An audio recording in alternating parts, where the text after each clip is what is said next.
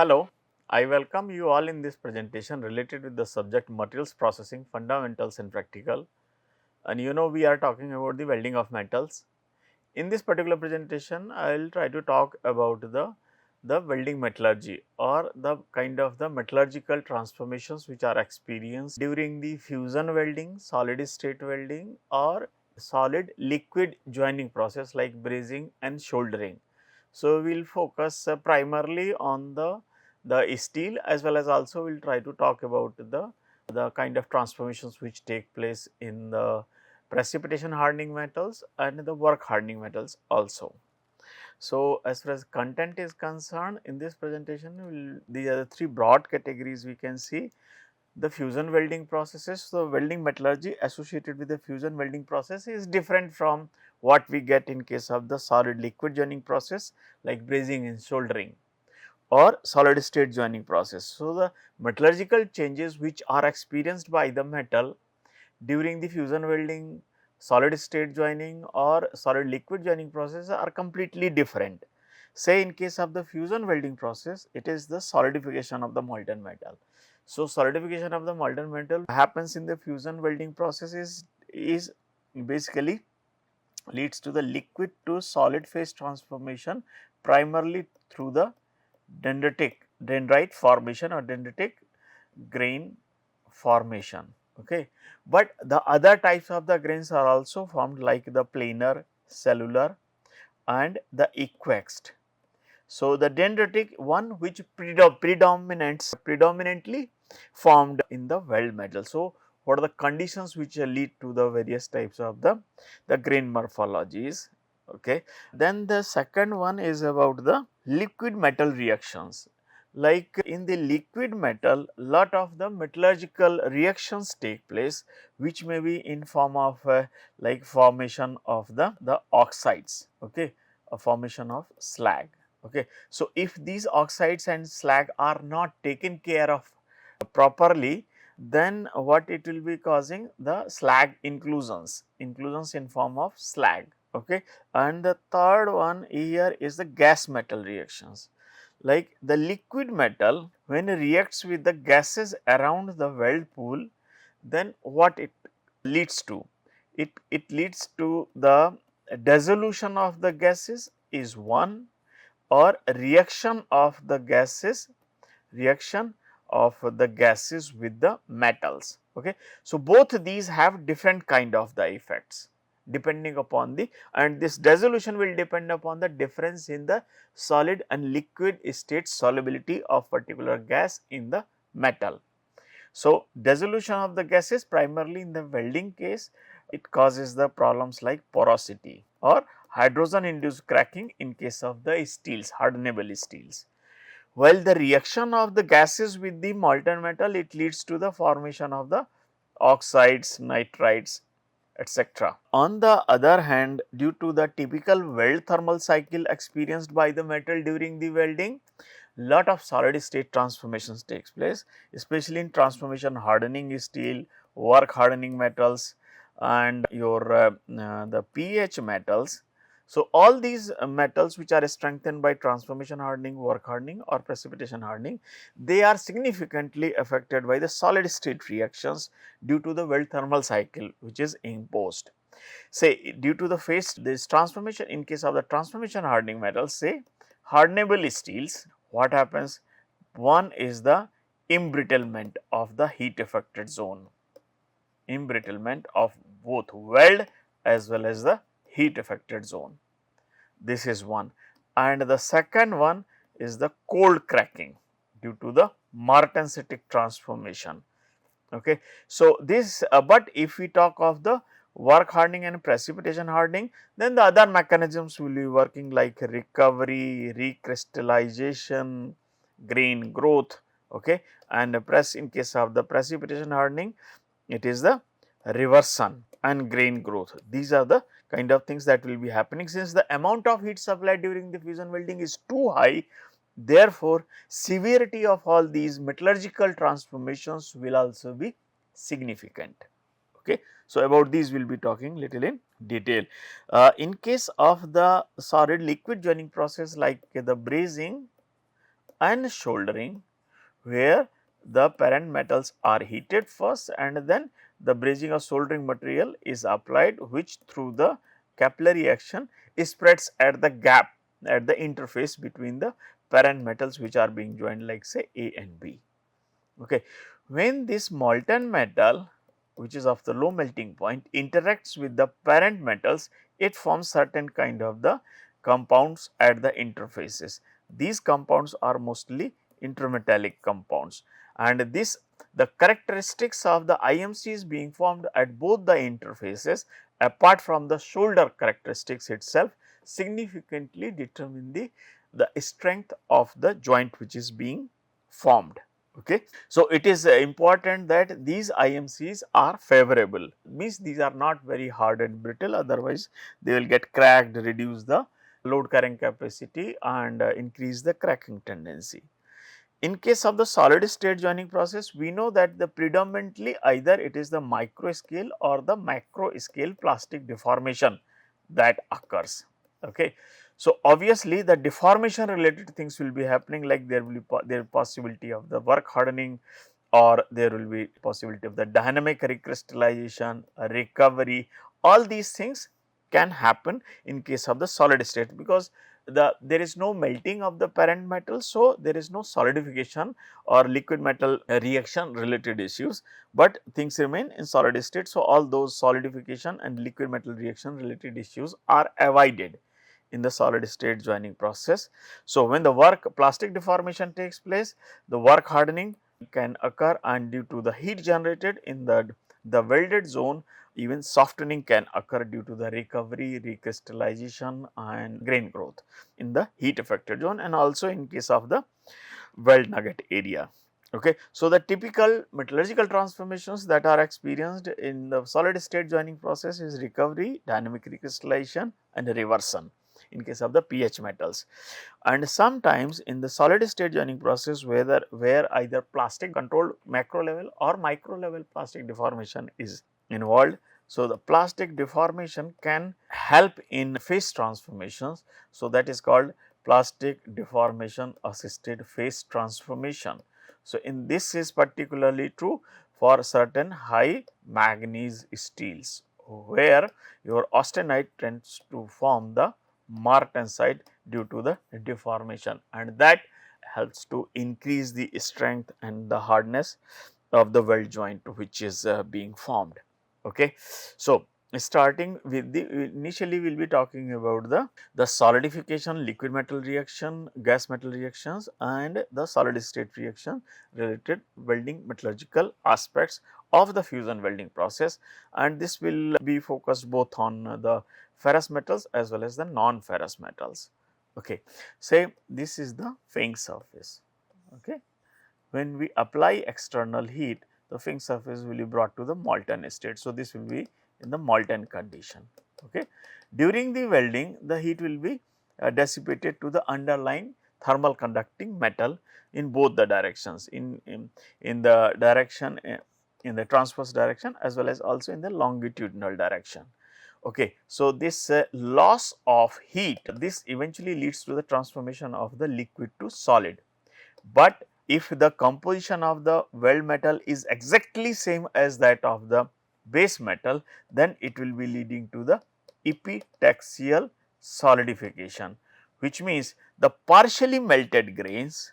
Okay, on the partially melted grains, the molten metal during the solidification will directly start getting deposited, okay, like this. So, partially melted grains will be deposited and they will grow, okay, towards the center of the weld. So, since heat is dissipated away from the weld's fusion boundary, so the grains will be growing in direction perpendicular to the direction of the heat flow, okay, like this.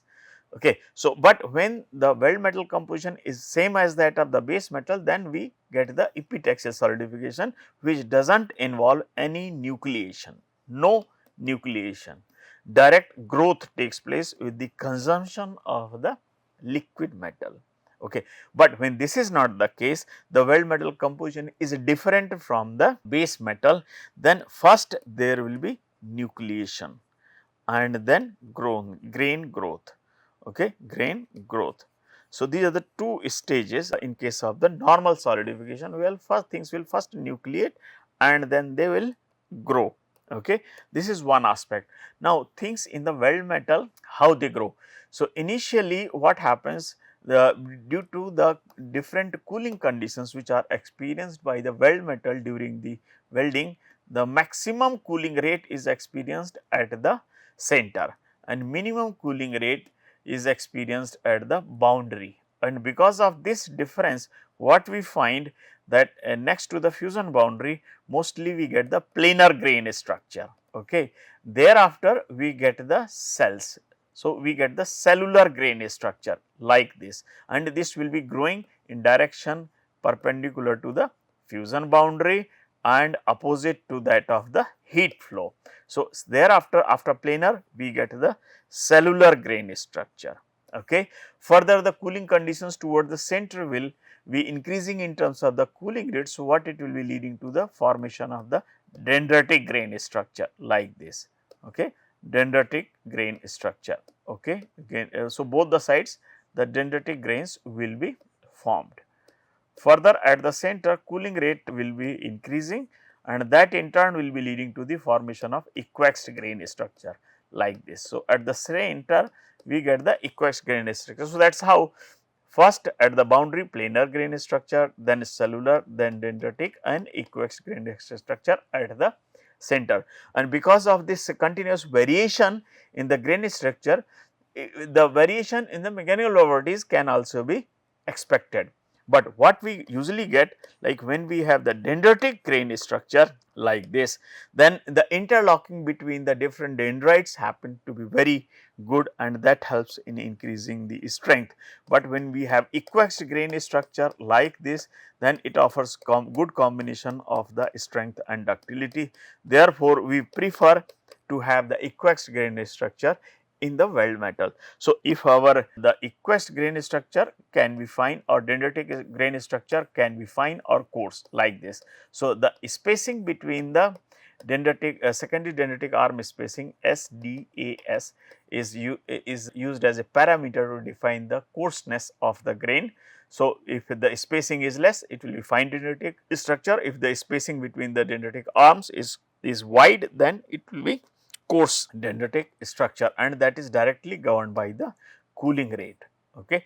So, what is done basically we always try to develop the refined or very fine dendritic or equaxed grain structure, dendritic or equaxed grain structure. Okay. And for this purpose lot of efforts are made in form of like say use of the arc pulsation, okay, that helps in reducing the heat and helps in refining the grain structure, or arc oscillation. Okay. This is the another adding the inoculants. Okay. So, they will be acting as a heterogeneous, they will be providing the heterogeneous nucleation site for improved grain structure and improved grain refinement. Okay. So, these are the various things which are associated with the solidification of the molten metal. But here like say many metals which do not experience the solid state transformation in the weld metal. So, in that case our the typical morphology of planar, cellular, okay, and the dendritic, all this is maintained even after cooling down to the room temperature. But if there is a solid state transformation, okay, then these morphologies will get affected significantly. So, if we take the case of aluminum, then we can get the simple planar, dendritic or equaxed grain structures. But if we talk of the steels where solid state transformation takes place, then all these grain structures which are being formed in form of the cellular, dendritic or equaxed grain structure, they will completely get modified when your austenite transforms into the other phases like ferrite, pearlite and martensite or benite. So, the grain morphologies can get modified if the metal during the cooling experiences the solid state transformation.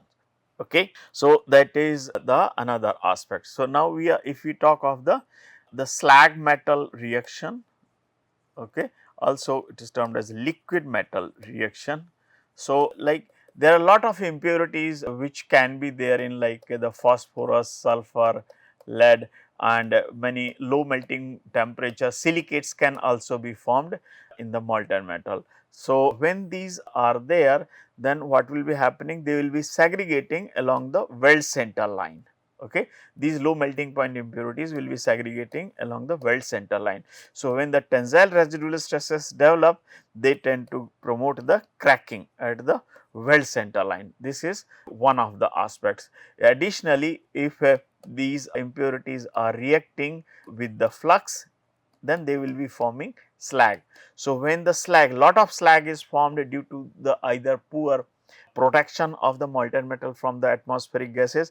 If large amount of the slag is being formed in the weld metal, then this will increase the tendency of entrapment of the slag. So, that will in turn increase the tendency of the slag inclusions in the weld metal. So, this is about the liquid metal reactions. Okay, liquid metal reactions which can occur either due to the presence of the low melting point constituents and elements, or the formation of excessive amount of the slag. If the slag formation is very less, then the tendency for their entrapment will also be reduced.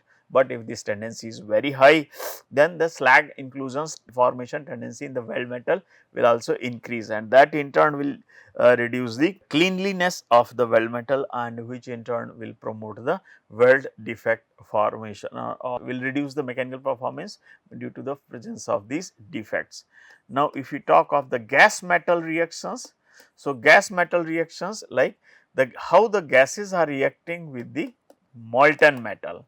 So, that will significantly depend on the iron. Say in case of iron, it is the hydrogen which is most dangerous, because if it dissolves and does not come out, then it promotes, in case of the ferrous metals, hydrogen induced cracking. But on the other hand, if it is the oxygen which is present in the molten in the zone or in the weld pool, then it will be leading to the formation of the iron oxide as inclusions. If it is, so all these, both these will be reducing the, so oxygen will be reducing the strength due to the iron oxide inclusions. It will also be reducing the element transfer efficiency due to the reduced increased tendency of the interaction between the allying elements and the oxygen. Further, oxygen also reduces the surface tension. Okay, and that in turn will be transforming the kind of the metal transfer that will be observed. Initially it may be globular, but if the excessive oxygen is there, then it will be transformed into the like the spray kind of the transfer. So, the transfer, the size of the drop that is formed and transferred, that will be reduced in presence of the oxygen. Okay. Then if nitrogen is there, then iron will react with the iron nitrogen to form iron nitride needles, and that will increase the increase the hardness, strength, but at the cost of the ductility and toughness. Okay. So, that is about the reaction of the gases with the iron. If we talk of the aluminum, due to the large difference of the solubility of the gases in the aluminum in liquid and solid state, it interacts with the hydrogen and leads to the pinhole porosity in the weld metal, pinhole porosity, that is called, or microporosity. Okay. So, this is the another aspect where the gas metal, when the gases interact with the molten metal, one is they can get dissolved. Okay. So, like if it is getting dissolved in iron, then it is leading to the hydrogen induced cracking. Okay. If it is dissolving in aluminum, then it will be promoting the micro holes and micro porosity. Okay. But when these gases interact with the molten metal, then like say aluminum reacting with the oxygen, it will be forming the refractory alumina, and because of almost similar density of alumina with the molten metal, it will increase the entrapment of the alumina as inclusions in the aluminum weld metal, and that is why it is very important to protect the molten metal and also molten metal from the atmospheric gases, especially during the welding of the aluminum or the metals which are sensitive to the atmospheric gases. So, this is about the gas metal reactions, where the gases present in the either in the arc environment or in the weld pool, wherever from it is coming, like impurities or gases dissolved in the parent metal itself, or due to the poor protection, whatever is the source of the gases, these gases will be interacting with the metal in two ways: dissolving or chemical reactions, forming the chemical compounds, and which will be there as a oxide, nitrides, hydrides, etc., depending upon the kind of metal and the kind of gases which are there. Okay. So, this is about the gas metal reactions. So, further if we try to see the most of the metals, say this is the low temperature or room temperature, and this is the say melting point. Okay, and this is further higher temperature. So, the solubility of the gases increases very slowly with the increase of the temperature. Here we have solubility of the gases. Okay, and here on reaching to the melting point just above this, we find a significant increase in the solubility of the gases in the metal, and thereafter again it will start increasing slowly. So, this is the increasing solubility in the liquid state, this is the increasing solubility in the solid state, and this is the kind of a change in solubility that is happening due to the change of phase from the solid to liquid. If this difference is large, then it will increase the tendency of the dissolution of the gases in the weld metal, and that in turn will promote the porosity, and this is particularly true in case of the aluminum. Now, as far as the solid state transformation is concerned, solid state reaction is concerned, the solid state reactions primarily happen due to the typical Weld thermal cycle being imposed. So, Weld thermal cycle is of the characteristic like this, where the heating rate is high, peak temperature in vicinity of the weld zone weld metal is also high. So, the maximum, if we take weld thermal cycle of the location 1, location 2 and location 3 like this, okay, then there will be lot of difference like this. Okay. At the weld center, the temperature is high, heating rate is high, cooling rate is also high. At the location 2, temperature is less, like say here, not just at the fusion boundary, it is less. So, here the temperature is less, and say this is the fusion temperature, if it is about the melting temperature, if this is a fusion boundary location, and then peak heating rate will be somewhat less, cooling rate will be less, and same way for location 3. So, 1, 2 and 3. Okay. So, since the different cooling rates are imposed at different locations, different peak temperatures are imposed, and soaking time at a higher temperature is also different at all these 3 locations, and therefore, what we find? We find lot of variety in terms of the metallurgical transformations that happen in the weld zone, in the zone next to the fusion boundary, and also in the zone little away from the fusion boundary. So, these changes, say in case of the ferrous metals which are hardenable, okay, in case of the hardenable ferrous metals, what we find, like here after the solid state, you see everything has been solidified, then as per the iron carbon diagram, in transformation hardening metals or hardened steels, what will have? Will have austenite. Since the cooling rate experienced at the location 1 and location 2 is relatively higher than the critical cooling rates, then most of the time our austenite transforms into the martensite. Little away, what we will get? The transformation of the mixture of the martensite plus perlite or the benite as per the composition.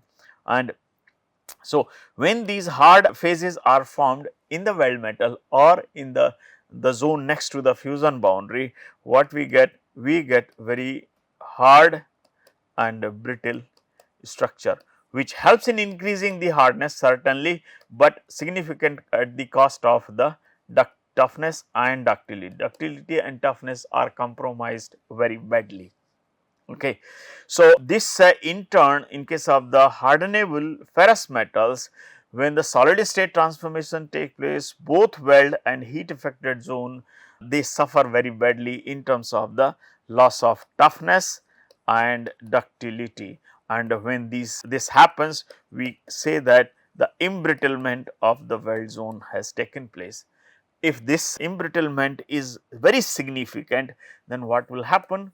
Like say this is the weld zone which has been embrittled and this is the heat affected zone. Since at the weld center we also experience a significant high tensile residual stresses. So, tensile residual stresses present at the weld center and also in the vicinity of the weld, these zones become very sensitive for the cracking, okay, sensitive for cracking. So, because our toughness is less, ductility is less, hardness is high, coupled with the tensile residual stresses. So, both weld and heat affected zone becomes sensitive for cracking, okay, and therefore, to improve the toughness, ductility and reduce cracking tendency, what we try to do? We try to reduce the residual stresses and induce toughness and ductility. Okay. So, how this is done? Through the stress relieving treatment, stress relieving treatment. So, for this basically we can do the heating just below the critical temperature, so that our martensite is tempered, toughness is induced, ductility is enhanced, but at the cost of little hardness and the strength and reduction in the residual stresses. Okay. So, this is about the solid state phase transformation, and if we talk of the liquid solid state liquid joining process. So, about that let me talk in the coming slides. So, what we have talked as far as the fusion welding process, we have talked about the solidification aspect where epitaxial solidification and normal solidification take place. In liquid metal reactions there is a possibility of slag formation, and if it is not taken care of or too much slag is being formed, then slag will be entrapped and slag inclusions it will be leading to the, and then leading to the formation of the slag inclusions. Then gas metal reactions. So, we have talked about like gas metal reactions can occur in two ways: the dissolution of the gases that will be leading to the porosity, or chemical interactions leading to the formation of oxides, nitrides, and that in turn will be leading to the inclusions. Solid state transformations, in case of the ferrous metals it is the HID embrittlement and also the weld metal embrittlement. But solid state transformation, if we talk of the solid state transformation in case of the pH metals and work hardening metals. So, because of the high temperature retention next to the fusion boundary, in case of the fusion welding, significant the metallurgical transformation will be taking place in the heat affected zone. In case of the pH metal it will be the reversion and recovery and grain growth. These are the three things will be happening. In case of the work hardening metals, it will be the recovery, recrystallization and grain growth that will be happening. So, both these are going to induce significant softening or reduction in the toughness, reduction in the hardness and strength in the heat affected zone in the solid state transformation, because in the fusion weld zone certainly everything is going to get dissolved and all work hardening effect is going to be eliminated in case of the work hardening metals from the weld zone, because the metal will be melting and followed by solidification. So, all the precipitation hardening effect, work hardening effect everything is going to be eliminated from the weld zone, but little solid state transformations will be occurring in case of the heat affected zone. So, now here I will summarize this presentation. In this presentation basically I have talked about the major metallurgical transformations and metallurgical changes that occur in the fusion weld joint. Thank you for your attention.